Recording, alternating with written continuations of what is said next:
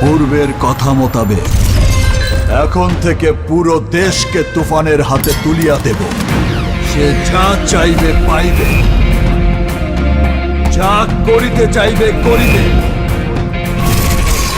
তাহাকে কোনো কিছুতেই বাধা দেয়ার এখতিয়ার কেউ রাখিতে পারিবে না।